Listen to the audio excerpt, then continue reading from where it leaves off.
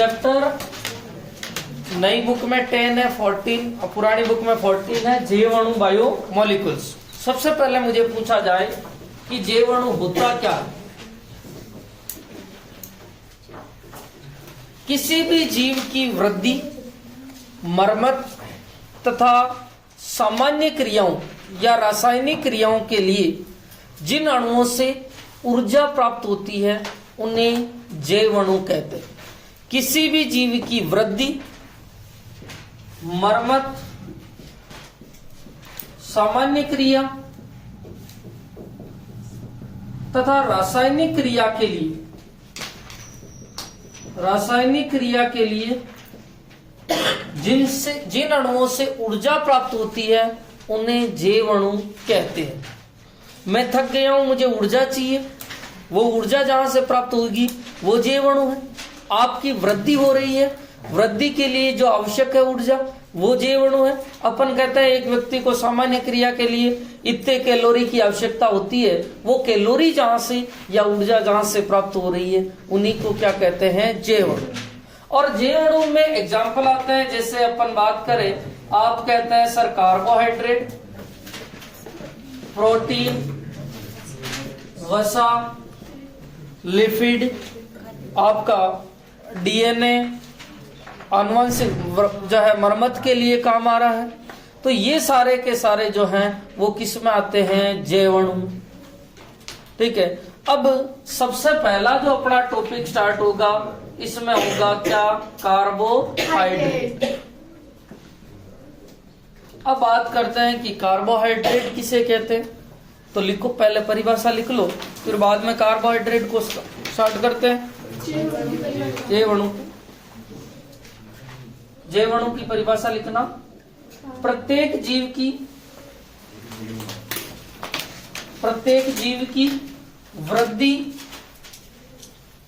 वृद्धि, मरम्मत, अपने कहीं भी चोट लग गई वहां पर नई स्किन आएगी, वो क्या कर रही है, मरम्मत कर रही है। प्रत्येक जीव की वृद्धि, मरम्मत, सामान्य क्रिया तथा रासायनिक क्रिया के लिए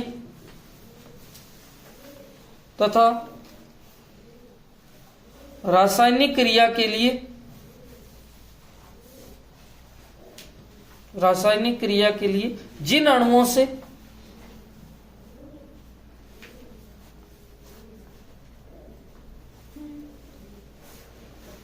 से ऊर्जा प्राप्त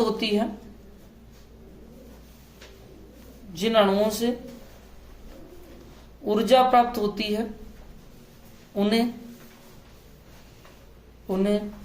जैवाणु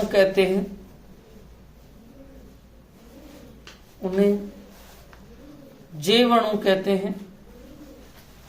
एग्जाम्पल लिखना, कार्बोहाइड्रेट,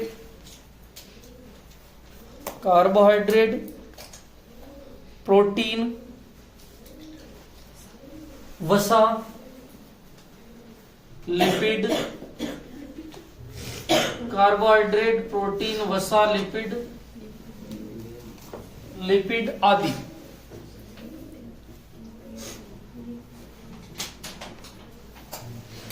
ठीक है। अब लिखो हेडिंग कार्बोहाइड्रेट।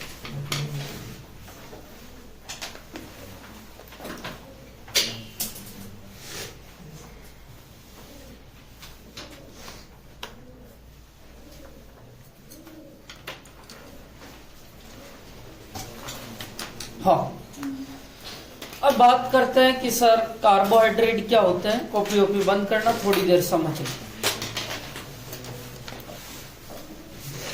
कार्बोहाइड्रेट की एक पुरानी परिभाषा है और एक नई परिभाषा है, उनकी बात करेंगे दोनों की। देखो, नाम है कार्बोहाइड्रेट, मैं इसका संधि विच्छेद करता हूं तो ये होते हैं कार्बन के हाइड्रेट।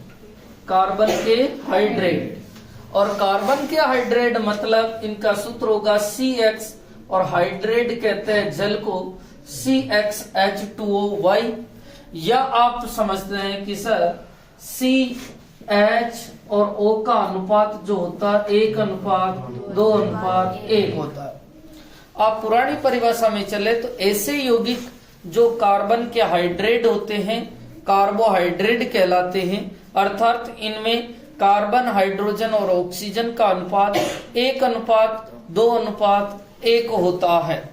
जैसे एग्जाम्पल की बात करें तो ग्लूकोज की बात करें, और ग्लूकोज का जो अणुसूत्र होता है C6H12O6। ठीक है, जब आप इसको सरल अनुपात में बदलेंगे 6:6 दोबारा और 6:6 1:2:1। ऐसे ही फ्रक्टोज की बात करें तो फ्रक्टोज का सूत्र होता है C6H12O6। ये कार्बन के हाइड्रेट अर्थात कार्बोहाइड्रेट होते हैं। ठीक है, अब बात होती है कि सर क्या सभी यौगिक कार्बोहाइड्रेट जिनमें 1:2:1 होता है वो कार्बोहाइड्रेट होते हैं क्या? कुछ एक्सेप्शन है। अब अपवाद आने लगे। पहले तो ये परिभाषा जो है सही चलने लगी, पर कुछ वैज्ञानिक जो है उसके अपवाद लाने लगे। जैसे कुछ यौगिक ऐसे हैं जो कार्बोहाइड्रेट तो नहीं है पर सूत्र का पालन करते हैं, कार्बोहाइड्रेट तो नहीं है पर सूत्र का पालन करते हैं। जैसे अपन बात करें फॉर्मिक एसिड या फॉर्मिक अम्ल, और फॉर्मिक अम्ल का जो सूत्र होता है अपन बात करें फॉर्मिक एसिड, और फॉर्मिक एसिड का सूत्र होता है HC≡OH। फॉर्मिक एसिड है। एक होता है एसिटिक अम्ल, क्या होता है एसिटिक अम्ल, सूत्र होता है CH3C≡OH। इनकी बात करें तो ये देखो इसमें कार्बन की संख्या कितनी है 1, हाइड्रोजन की संख्या कितनी है, ठीक है, हाँ फॉर्मेल्डिहाइड,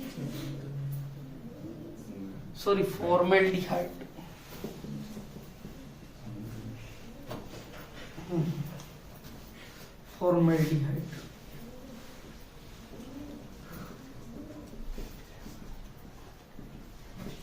देखो कार्बन की संख्या कितनी है 1, हाइड्रोजन की संख्या 2 और ऑक्सीजन की संख्या 1। ठीक है, एसिटिक एसिड में देखो कार्बन की संख्या कितनी है 2, हाइड्रोजन की संख्या कितनी है 4 और ऑक्सीजन की संख्या कितनी है 2। क्या ये दोनों सूत्र का पालन कर रहे हैं? हाँ सर, ये दोनों यौगिक कैसे हैं जो सूत्र का तो पालन करते हैं पर कार्बोहाइड्रेट नहीं होते। ठीक है, परंतु कुछ यौगिक ऐसे होते हैं जो कार्बोहाइड्रेट के सूत्र का पालन करते हैं पर कार्बोहाइड्रेट नहीं होते। कुछ ऐसे यौगिक होते हैं जो कार्बोहाइड्रेट तो होते हैं, कुछ ऐसे यौगिक होते हैं जो कार्बोहाइड्रेट तो होते हैं पर सूत्र का पालन नहीं करते। जैसे अपन बात करें रेमनोस, ठीक है, और रेमनोस का सूत्र होता है C6H12O5, और एक होते हैं डीऑक्सीराइबोज, और डीऑक्सीराइबोज जो शर्करा होती है आपको पता है, और डीऑक्सीराइबोज का सूत्र होता है C5H10O4, C5H10O4। यदि ये जो है सूत्र का पालन करते तो यहाँ O5 आना चाहिए था और यहाँ O6 आना चाहिए था। ये कार्बोहाइड्रेट तो है पर सूत्र का पालन नहीं करते। तो सबसे पहले अपने को पुरानी परिभाषा याद रखनी है। ऐसे यौगिक जो कार्बन के हाइड्रेट होते हैं अर्थात उनका सूत्र CxH2O या कार्बन, हाइड्रोजन और ऑक्सीजन का अनुपात 1:2:1 होता है, जैसे ग्लूकोज और फ्रक्टोज। अब अपवाद आने लगे कि कुछ ऐसे यौगिक होते हैं जो सूत्र का पालन तो करते हैं पर कार्बोहाइड्रेट नहीं होते, जैसे फॉर्मेल्डिहाइड और आपके आता है एसिटिक एसिड। ये दोनों कार्बोहाइड्रेट नहीं है पर किसका पालन कर रहे हैं? सूत्र का पालन करते हैं। परंतु वो इसके अलावा कुछ ऐसे यौगिक होते हैं जो सूत्र का पालन नहीं करते हैं। सूत्र का पालन करने का मतलब उनमें कार्बन, हाइड्रोजन और ऑक्सीजन का अनुपात 1:2:1 नहीं होता है, परंतु वो क्या होते हैं? कार्बोहाइड्रेट। जैसे रेमनोस एक शर्करा होती है और इसके अलावा डीऑक्सीराइबोज जो अपने डीएनए में पाया जाती है शर्करा, ये दोनों कार्बोहाइड्रेट होते हैं पर सूत्र का पालन नहीं करते। तो फिर आएगी नई परिभाषा कि इनकी ऐसी परिभाषा बताइए जिसका कोई भी अपवाद नहीं है। भाई पुरानी परिभाषा में तो अपवाद आने लग गए, तो इन्होंने एक नई परिभाषा दी है कि ऐसे पॉलीहाइड्रोक्सी एल्डिहाइड या कीटोन जिनमें कम से कम एक किरेल कार्बन होता है उन्हें कहा जाता है कार्बोहाइड्रेट। तो पहले अपन इसकी बात कर ले, फिर नई परिभाषा लिखते हैं। तो लिखो सबसे पहले कार्बोहाइड्रेट लिखना, इसमें पुरानी परिभाषा,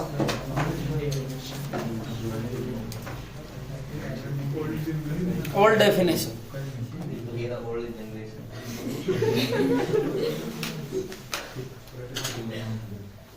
लिखना। इस परिभाषा के अनुसार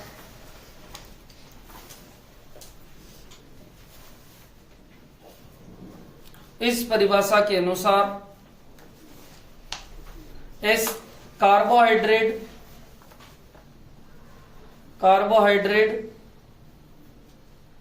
कार्बन के हाइड्रेट होते हैं, कार्बन के हाइड्रेट होते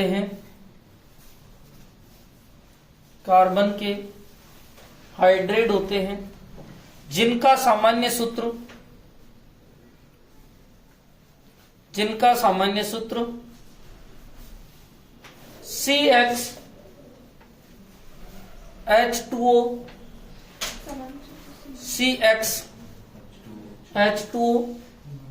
होता है, H2O होता है तथा इनमें कार्बन हाइड्रोजन व ऑक्सीजन का अनुपात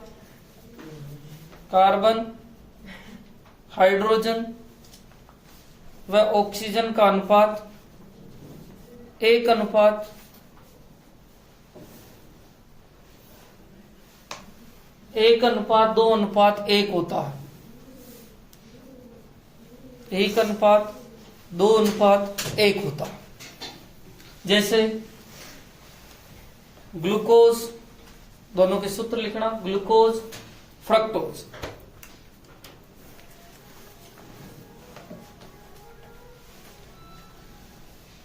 जैसे ग्लूकोज सूत्र भी लिखना C6H12O6, ग्लूकोज फ्रक्टोज लिख दिए। अब लिखना स्टार मार्क डाल के। परंतु कुछ यौगिक ऐसे होते हैं,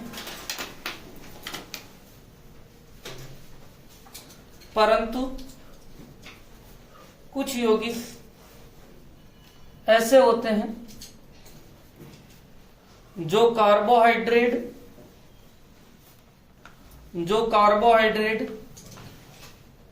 नहीं होते हैं,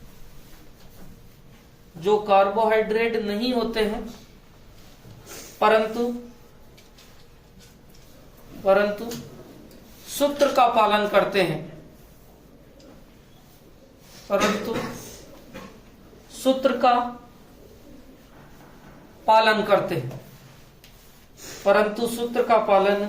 हैं, तीन चार लाइनें छोड़ देना, उसके बाद में लिखना।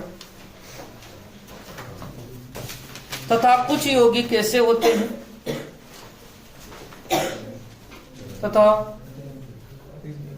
अरे भाई 3 लाइन छोड़ के ये लिख रहे हैं, पहले लिख लो फिर ये। तथा कुछ यौगिक ऐसे होते हैं जो कार्बोहाइड्रेट तो होते हैं,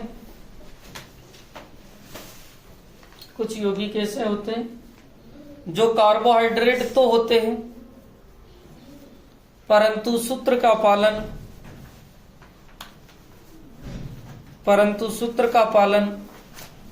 नहीं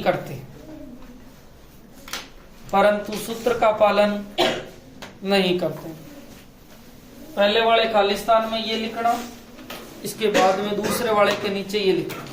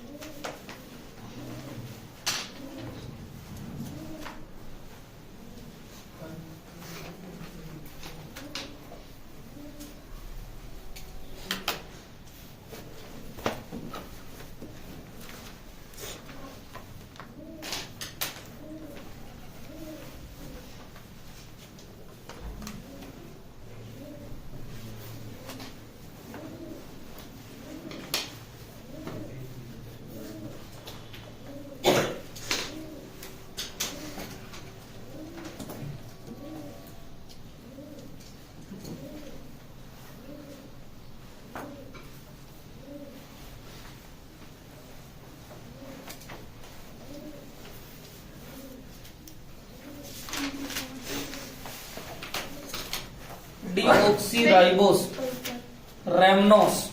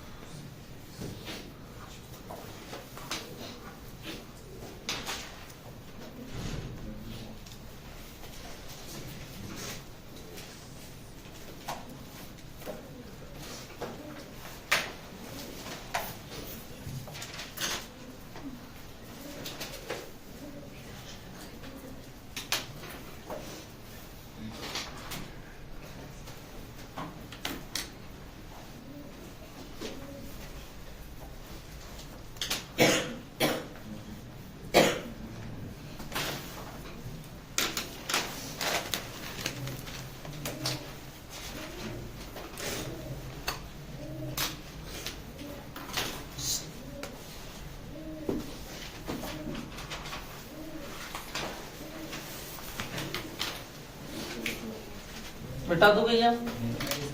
देखो ये तो ऐसे यौगिक है जो कार्बोहाइड्रेट नहीं है पर सूत्र का पालन कर रहे हैं, और ये ऐसे यौगिक है जो कार्बोहाइड्रेट है पर सूत्र का पालन नहीं कर रहे। दोनों योग हैं। अब देखो,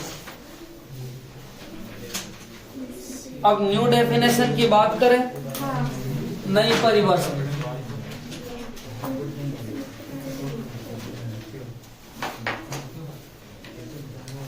हाँ लिखना, एक मिनट लिखो, पहले परिभाषा लिख ले। परिभाषा लिखना, ऐसे परिभाषा लिखना, नई परिभाषा। ऐसे प्रकाश सक्रिय यौगिक, ऐसे प्रकाश सक्रिय यौगिक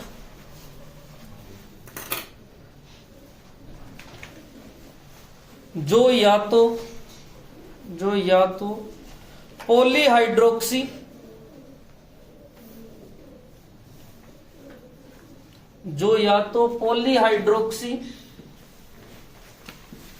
एल्डिहाइड या कीटोन, जो या तो पॉलीहाइड्रोक्सी एल्डिहाइड या कीटोन होते हैं, पॉलीहाइड्रोक्सी एल्डिहाइड या कीटोन होते हैं, अथवा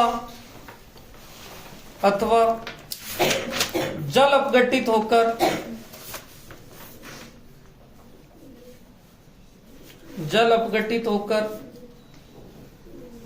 पॉलीहाइड्रोक्सी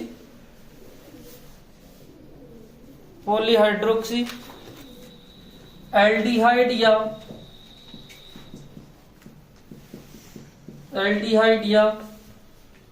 कीटोन देते हैं,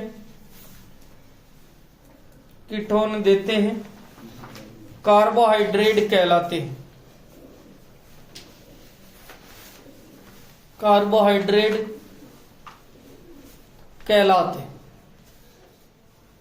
अथवा करके एक दूसरी परिभाषा लिखना इसी में, नई परिभाषा में।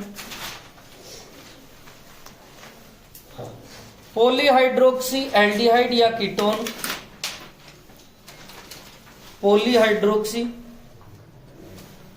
एल्डिहाइड या कीटोन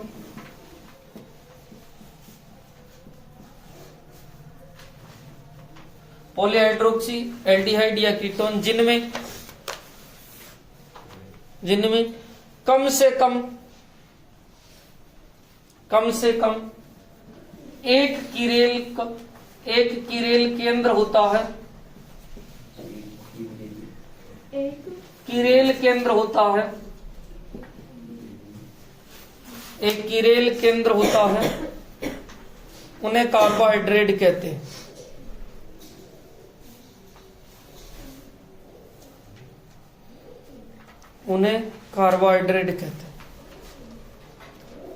देखो परिभाषा को ध्यान से समझना। ऊपर वाली परिभाषा लिखी है, ऐसे प्रकाश सक्रिय यौगिक, और प्रकाश सक्रिय यौगिक उन्हें कहते हैं जिनमें किरेल कार्बन या किरेल केंद्र होता है। मुझे कोई कहते हैं कि सर किरेल कार्बन या किरेल केंद्र किसे कहते हैं? एक शब्द आता है किरेल कार्बन। किरेल कार्बन उस कार्बन को कहते हैं जिससे जुड़े चारों परमाणु अलग अलग होते। ये वाला कार्बन जैसे X, Y, Z और इधर W जुड़ जाए। देखो इससे जुड़े चारों परमाणु अलग अलग है। इस कार्बन को कौन सा कार्बन कहते हैं? Chiral carbon. और जिनमें किरेल कार्बन उपस्थित होता है वो प्रकाश सक्रिय यौगिक होता है। ऊपर वाली परिभाषा लिखी देखो, ऐसे प्रकाश सक्रिय यौगिक, प्रकाश सक्रिय का मतलब उनमें किरेल कार्बन या किरेल केंद्र है। ऐसे प्रकाश सक्रिय यौगिक जो पॉलीहाइड्रोक्सी एल्डिहाइड या कीटोन होते हैं। पॉलीहाइड्रोक्सी, पॉली का मतलब होता है बहुत सारे, हाइड्रोक्सी किसको कहते हैं? OH को, मतलब बहुत सारे OH समूहों। पॉलीहाइड्रोक्सी एल्डिहाइड या कीटोन, या तो उसमें क्रियात्मक समूह एल्डिहाइड होगा या उसमें क्या होगा? कीटोन। या नहीं है तो जल अपघटित होकर पॉलीहाइड्रोक्सी एल्डिहाइड या कीटोन देंगे। और नीचे लिखा है कि ऐसे पॉलीहाइड्रोक्सी एल्डिहाइड या कीटोन जिनमें कम से कम एक किरेल केंद्र या कार्बन होता है उन्हें कार्बोहाइड्रेट कहते हैं। देखो इधर मैंने ग्लूकोज की संरचना बनाई, इसमें कितने OH है भैया? 4, 1 2 3 4 OH। पॉलीहाइड्रोक्सी हो गया। एल्डिहाइड या कीटोन, देखो इसमें क्रियात्मक समूह कौन सा? CHO, aldehyde. इसमें एल्डिहाइड है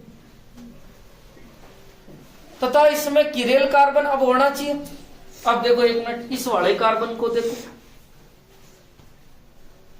इससे इधर कौन जुड़ा हुआ है? OH। इधर कौन जुड़ा हुआ?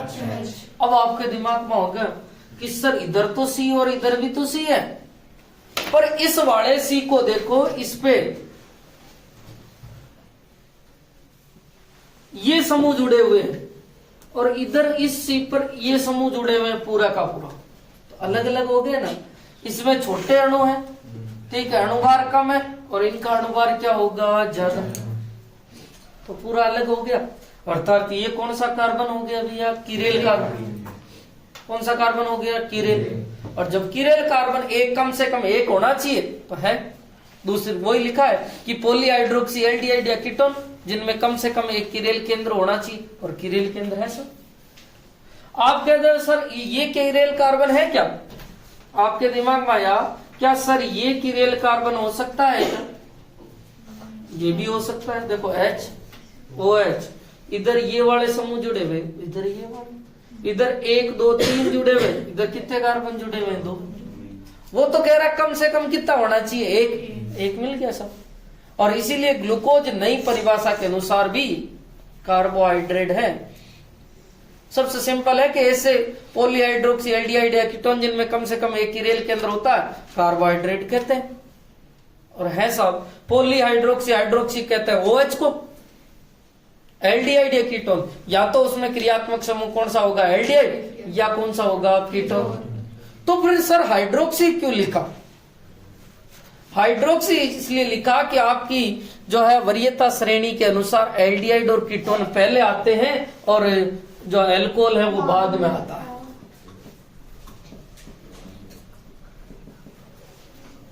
और इसीलिए एल्डिहाइड और कीटोन का तो अनुलग्न लगता है और जो है अल्कोहल का क्या लगता है? पूर्व लग्न। और अल्कोहल का पूर्व लग्न क्या होता है? हाइड्रोक्सी।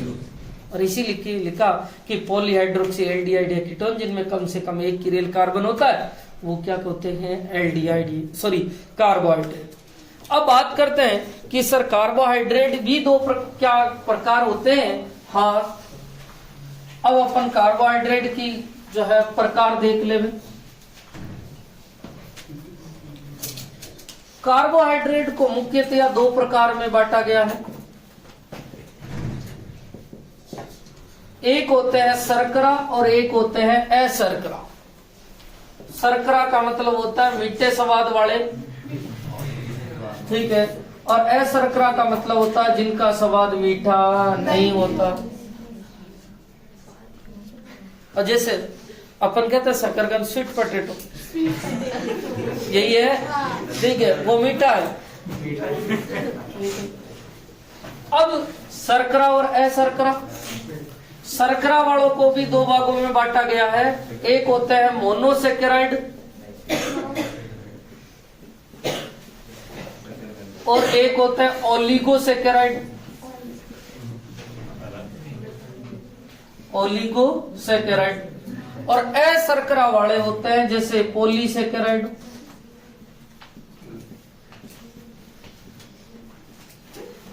पॉलीसेकेराइड। और मोनोसेकेराइड को भी दो भागों में बांटा गया, एक होता है एल्डोज और एक होते हैं कीटोज। एक होते हैं एल्डोज और एक होते हैं कीटोज। ठीक है, इनमें अपन पहले दोनों की बात करेंगे, फिर बाद में इन तीनों की बात करेंगे और फिर इन दोनों की बात करेंगे। ठीक है, पहले आप इसको बना लो। हाँ, एक मिनट। अब अपन एक एक का वर्गीकरण कर रहे हैं। तो सबसे पहले वर्गीकरण में शर्करा और अशर्करा। एक तरफ तो लिखो वर्गीकरण, हेडिंग लिखना वर्गीकरण, और वर्गीकरण में एक तरफ लिखना शर्करा,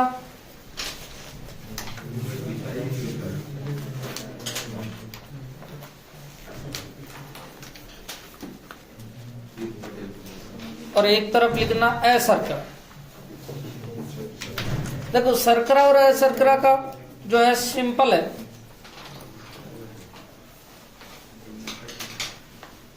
देखो, मीठे स्वाद युक्त कार्बोहाइड्रेट शर्करा कहलाते हैं। मीठे स्वाद युक्त लिख लेना शर्करा में, मीठे स्वाद युक्त कार्बोहाइड्रेट शर्करा कहलाते हैं। मीठे स्वाद युक्त कार्बोहाइड्रेट शर्करा कहलाते हैं। और एग्जाम्पल हो जाएंगे इसके मोनोसेकेराइड और ओलिगोसेकेराइड। मोनोसेकेराइड, ओलिगोसेकेराइड, मोनोसेकेराइड और ओलिगोसेकेराइड। और इनकी परिभाषा होगी बिना स्वाद युक्त, बिना मीठे स्वाद युक्त कार्बोहाइड्रेट,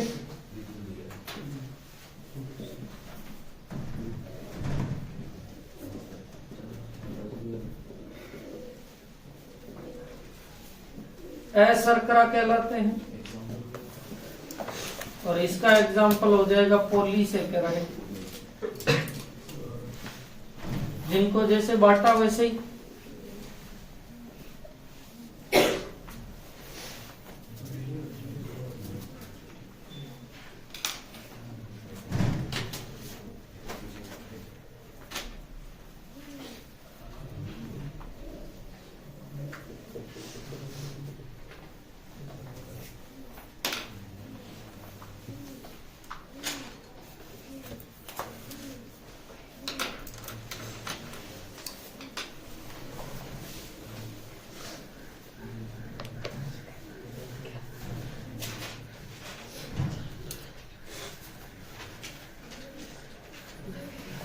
हाँ,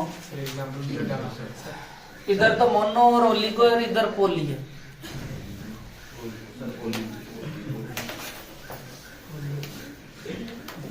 अब मैं तीनों का वर्गीकरण कर रहा हूं, एक मोनोसेकेराइड,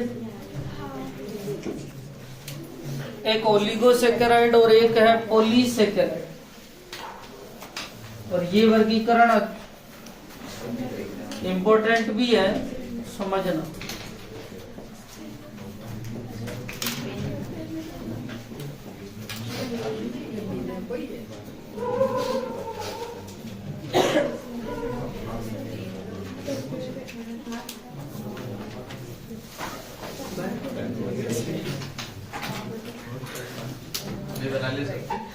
हाँ, पहले इसको समझना, फिर बाद में अपन एक एक का वर्गीकरण कर लेंगे।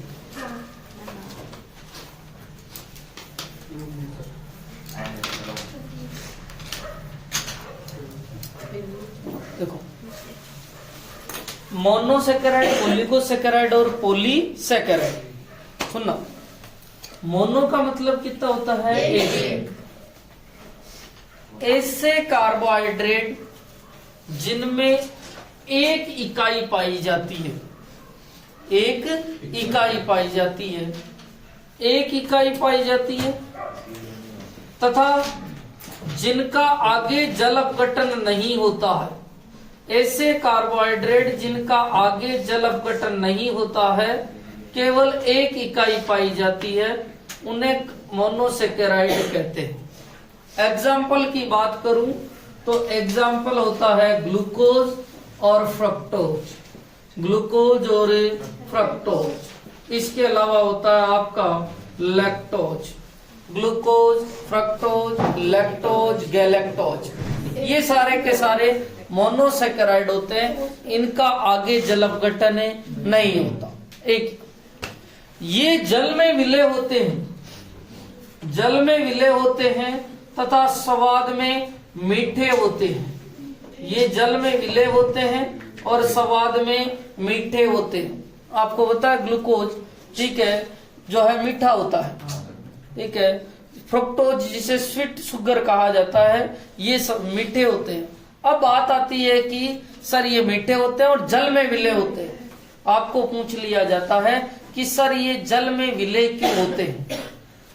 इनकी जल में विलयता का जो कारण होता है वो कारण होता है कि जल में विलयता OH समूह तथा जल के अणुओं के मध्य हाइड्रोजन बंध होता है। जल के अणु के मध्य हाइड्रोजन बंध उपस्थित होता है, इसके कारण ये जल में विलय होते हैं। अभी ग्लूकोज बनाया था, उसमें जगह जगह OH समूह था।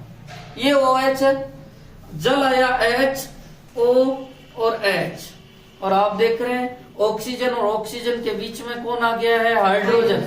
क्या ये हाइड्रोजन बंध बनाएगा? हाँ सर। तो इनकी जो जल में विलेयता है OH समूह तथा जल के अणुओं के बीच में हाइड्रोजन बंध उपस्थित होता है, इसके कारण ये जल में विलय होते हैं।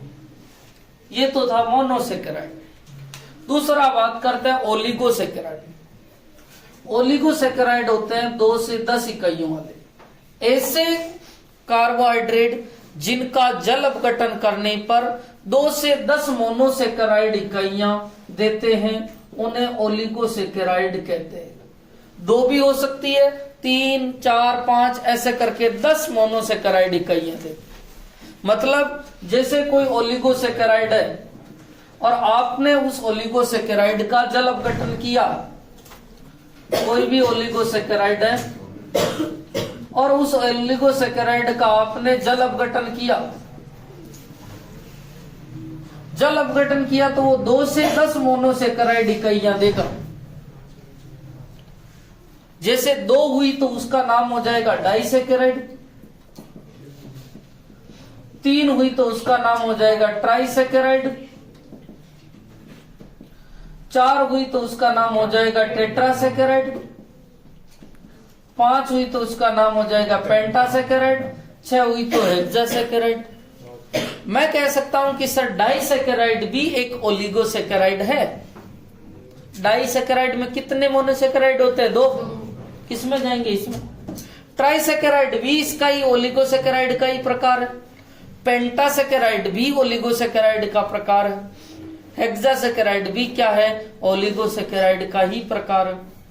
जैसे एग्जाम्पल की बात करें, एग्जाम्पल है इसका सुक्रोज, और सुक्रोज का जल अपघटन करने पर ये 2 भागों में 2 मोनोसेकेराइड इकाइयां देता है। एक देता है ग्लूकोज और एक होता है फ्रक्टोज।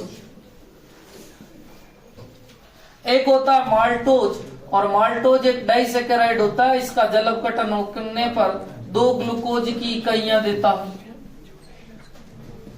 अर्थात ये एक डाइसेकेराइड है और डाइसेकेराइड भी ओलिगोसेकेराइड में ही आता है। जैसे और बात करें, ग्लूकोज हो गया, माल्टोज हो गया, लैक्टोज, सॉरी यहाँ लैक्टोज आएगा,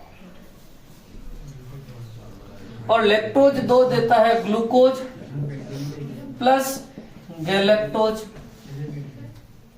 लैक्टोज एक डाइसेकेराइड है और ये ग्लूकोज और गैलेक्टोज 2 मोनोसेकेराइड इकाइयां दे रहा है। अब बात होती है कि सर 2 मोनोसेकेराइड इकाइयां हैं, जैसे एक मोनोसेकेराइड इकाई ऐसी होगी और एक मोनोसेकेराइड इकाई ऐसी होगी, तो दोनों आपस में कौन से बॉन्ड द्वारा जुड़ी हुई होती है? ठीक है, 3 मोनोसेकेराइड भी हो सकते हैं, 4 भी हो सकते हैं।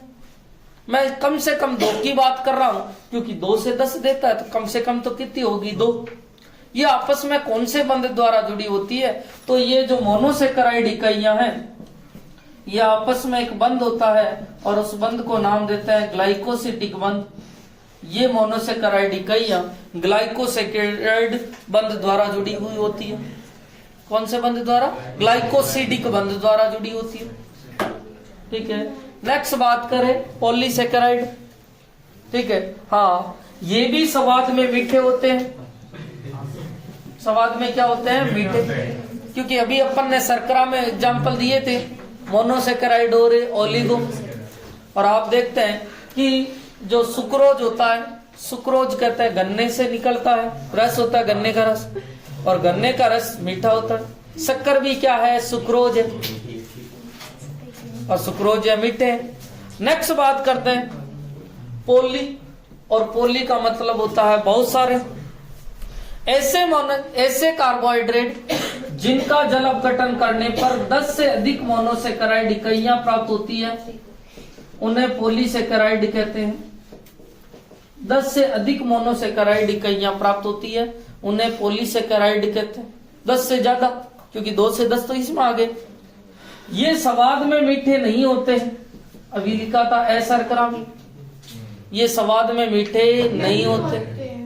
सर इनके एग्जाम्पल क्या होंगे? इनके एग्जाम्पल होते हैं एक तो स्टार्च और एक होता है सेलुलोज। सेलुलोज जो पाया जाता है कपास के रेशों में, ऊन में ये पाया जाता है। क्या वो मीठा होता है? नहीं सर। नेक्स्ट बात करें कि सर इनका सामान्य सूत्र क्या होता है? इनका जो सामान्य सूत्र होता है C6H10 C6H10O5 और N होता है। N यहां पर जो होगा मोनोसेकेराइड की संख्या होगी, और कम से कम N का मान 10 से ज्यादा ही होगा। ठीक है, नेक्स्ट बात करते हैं कि सर ये जल में जो होते हैं वो क्या होते हैं? एविल। और नेक्स्ट बात आती है कि सर ये मीठे नहीं होते हैं, लिख दिया। ये आपस में इनकी जो मोनोसेकेराइड इकाइयां हैं, ये भी आपस में किस बंध से जुड़ी होती है? ग्लाइकोसिडिक बंध द्वारा। कौन से बंध द्वारा जुड़ी होती है? ग्लाइकोसिडिक बंध। आगे अपन बात करेंगे कि ये बंध कैसा होता है, तो लिखो। एक एक की परिभाषा लिखा रहा हूं, एक एक को पूरा लिखा रहा हूं। लिखो मोनोसेकेराइड में, तो सारणी में ही तो लिखा रहा हूं। लिखना मोनोसेकेराइड में। भाई आपने 3 पार्ट कर लिए, एक एक पार्ट में लिखते चलो। जितने पार्ट नहीं करे वो मोनोसेकेराइड और लिपोसेकेराइड अपनी हिसाब से देख लो। लिखो मोनोसेकेराइड। ऐसे कार्बोहाइड्रेट, मोनोसेकेराइड में लिखना ऐसे कार्बोहाइड्रेट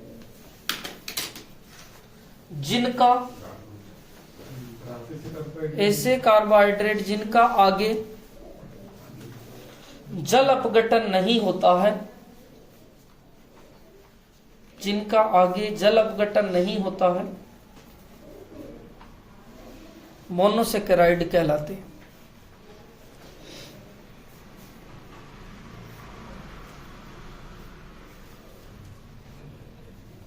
मोनोसेकेराइड कहलाते। नेक्स्ट पॉइंट लिखना। हाँ इसी में, इन्हें अभी अपन केवल और केवल मोनोसेकेराइड में ही लिखेंगे, सारी बात है ना। लिखो, इन्हें सरल शर्करा कहते हैं। थोड़े गुल्ले गुल्ले लिखना है ना। इन्हें सरल शर्करा कहते हैं। तीसरा पॉइंट लिखना, यह जल में विलय, यह जल में विलय तथा मीठे होते हैं। यह जल में विलय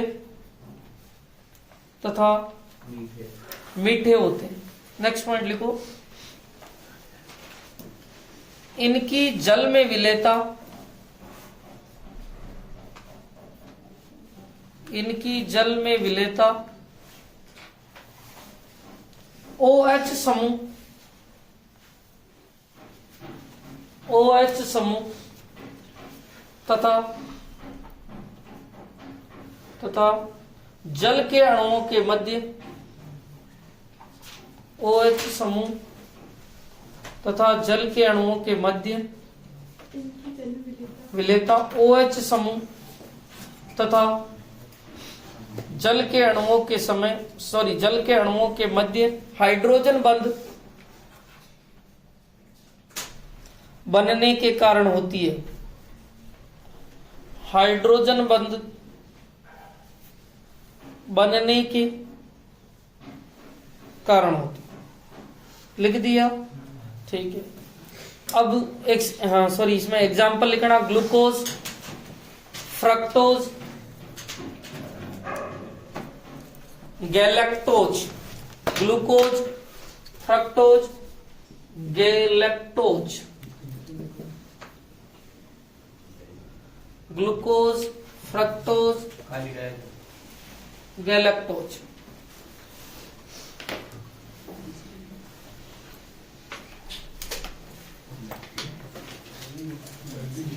ग्लूकोज, फ्रक्टोज, गैलेक्टोज, ये लिख ले,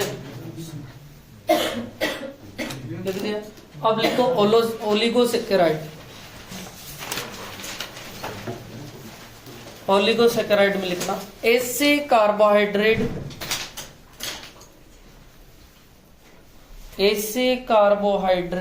ओलिगोसेकेराइड में लिखना ऐसे कार्बोहाइड्रेट जिनका जल अपघटन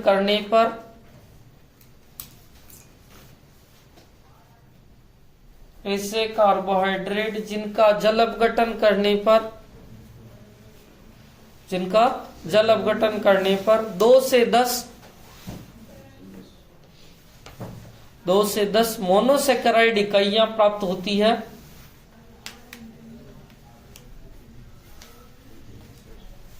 दो से 10 मोनोसेकेराइड इकाइयां प्राप्त होती है, उन्हें ओलिगोसेकेराइड कहते हैं।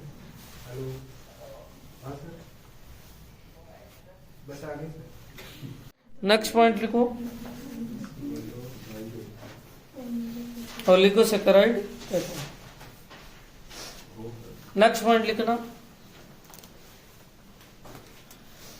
यह मोनोसेकेराइड इकाइयां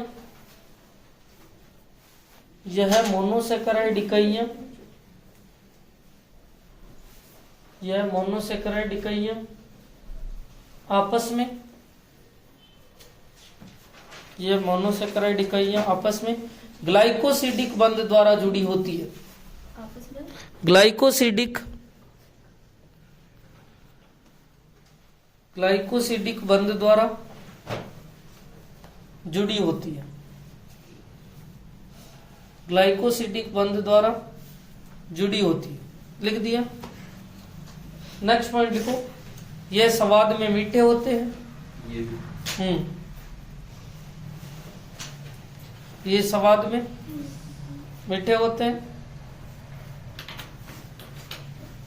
हाँ, अब देखो जो है ऐसे उतार, 2 मोनोसेकेराइड है तो उसको क्या कहेंगे, डाई। 3 है तो ट्राई, ऐसे उतार लो। 2 है तो डाई सेकेराइड है, 3 है तो ट्राई।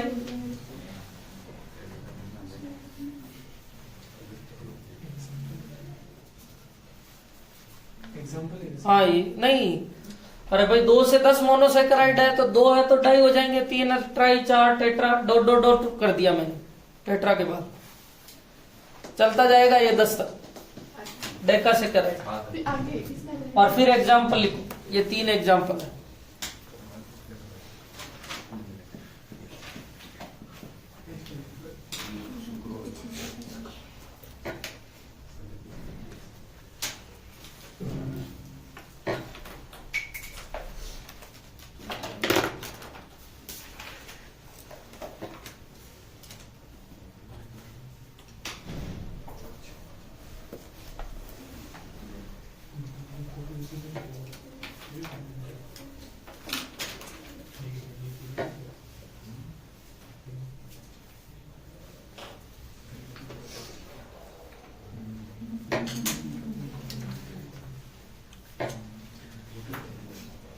लिख लिया भी?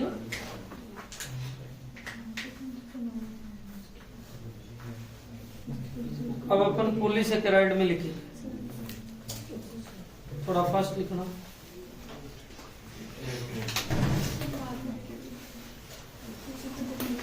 पॉलीसेकेराइड लिखना।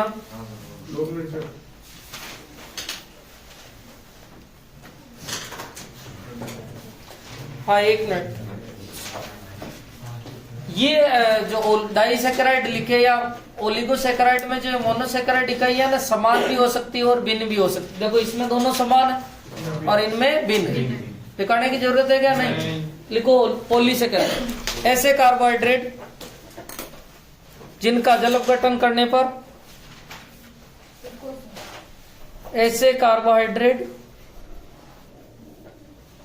जिनका जल अपघटन करने पर, जिनका जल अपघटन 10 से अधिक मोनोसेकेराइड इकाइयां प्राप्त होती है। 10 से अधिक मोनोसेकेराइड इकाइयां प्राप्त होती है, उन्हें पॉलीसेकेराइड कहते हैं। उन्हें मोनोसेकेराइड इकाइयां प्राप्त होती है, उन्हें पॉलीसेकेराइड कहते हैं। शुरू से सुनना। ऐसे कार्बोहाइड्रेट जिनका जल अपघटन करने पर 10 से अधिक मोनोसेकेराइड इकाइयां प्राप्त होती है, पॉलीसेकेराइड कहते हैं। लिखो नेक्स्ट पॉइंट। ये स्वाद में मीठे नहीं होते हैं तथा जल में अविलय, तथा जल में अविलय होते हैं। लिख लिया? जल में अविलय होते हैं। नेक्स्ट पॉइंट लिखो। इनका सामान्य सूत्र, इनका सामान्य सूत्र C6H10O5,